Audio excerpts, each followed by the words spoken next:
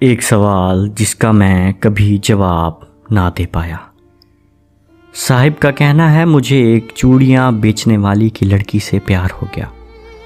ہم کبھی کبھار ملا کرتے تھے، لیکن مجھے اس کی یہ عادت بہت اچھی لگتی تھی کہ وہ جب بھی کہیں جاتی تھی میرے لیے کوئی نہ کوئی تحفہ ضرور لے آتی تھی۔ ایک دن مجھ سے ملی تو مجھے کہنے لگی مجھ سے شادی کرو گے؟ میں نے مسکراتے ہوئے چہرے سے اس کی طرف دیکھا اور کہا نہیں۔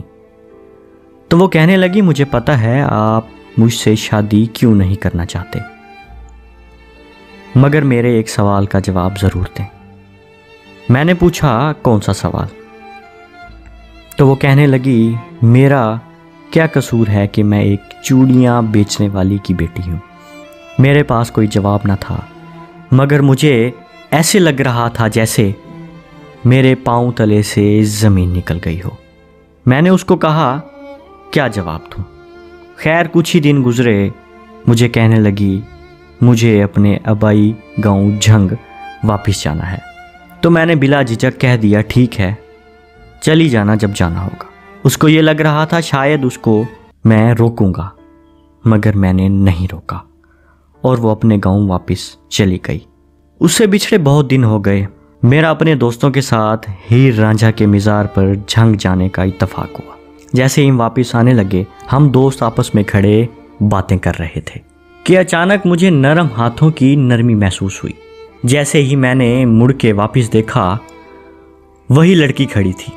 بلا جھجک اس نے مجھ سے کہا آج میری عید ہو گئی کیونکہ مجھے تیری دید ہو گئی، اور اب میری وہ ہر دعا قبول ہو گئی جو میں یہاں آ کر کرتی تھی۔ اور پھر مجھے اس نے اپنی سہیلیوں سے ملوایا۔ اس کی سہیلیوں سے مجھے پتا چلا کہ وہ روز یہاں آ کر دعا کرتی تھی اے اللہ مجھے اس کا دیدار ہو جائے، مجھے اس کا دیدار ہو جائے۔ اور وہ اتنی خوش تھی کہ اس کی خوشی کی انتہا نہ تھی۔ جب ہم واپس آنے لگے تو وہ اصرار کرنے لگی کہ اب آ ہی گئے ہو تو میرے ساتھ میرے آبائی گاؤں چلو۔ میرے بار بار انکار کرنے پر بھی اس نے اس حد تک اصرار کیا کہ میں مجبور ہو گیا۔ میرے ساتھ موجود میرے دوست بھی کہنے لگے کہ اتنا اصرار کر رہی ہے چلتے ہیں۔ آخر کار ہم اس کے ساتھ اس کے گاؤں جانے پر راضی ہو گئے۔ اس کی آنکھوں میں خوشی کی جھلک لہر اٹھی۔ اس کے ساتھ ہی اس نے مجھے یہ سوال دوبارہ کیا کہ آج تو مجھے اس کا جواب دے دو کہ میرا کیا قصور تھا کہ میں چوڑیاں بیچنے والی کی بیٹی ہوں۔ ہمیشہ کی طرح میں لاجواب تھا۔ میں نے اس کی آنکھوں میں دیکھا اور کہا چلو تمہارے گاؤں چلتے ہیں۔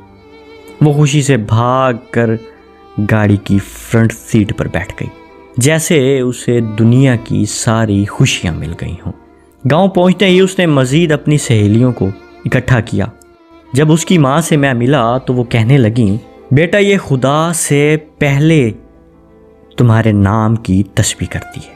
میری ٹانگیں مانو ایسے کہ جیسے کانپنے لگ گئی ہوں کہ اے اللہ کہیں میں گنہگار تو نہیں تیرا کہ ایسا بندہ بھی ہے جو تیرے نام سے پہلے میرا نام لیتا ہے۔ خیر اس نے مزیدار ایک کھانا تیار کیا۔ ہم نے کھانا کھایا۔ اس کے بعد ہم نے واپسی کی تیاری کی تو وہ اصرار کرنے لگی کہ کچھ دن رک جاؤ۔ ہم رک نہیں سکتے تھے کیونکہ پیچھے ہمارے کافی سارے کام تھے۔ خیر جاتے جاتے اس نے مجھ سے یہ سوال دوبارہ کیا کہ آج مجھے اس سوال کا جواب دے دو۔ میرے پاس کوئی جواب نہ تھا۔ میں گاڑی میں بیٹھ گیا اور ہم واپس آ گئے۔ کچھ دن گزرنے کے بعد مجھے اس کی کمی محسوس ہونے لگ گئی، جیسے کہ مجھے اس کی یاد ستانے لگ گئی۔ میں دوبارہ اس کے گاؤں گیا، ادھر ادھر اس کو دیکھا، وہ کہیں نہ ملی۔ جب میں اس کے گھر گیا، اس کی سہیلیوں اور اس کی ماں سے پتہ لگا کہ جس دن سے تم یہاں سے گئے ہو اس نے کھانا پینا چھوڑ دیا تھا۔ کچھ ہی دنوں بعد وہ اس دنیا سے رخصت ہو گئی۔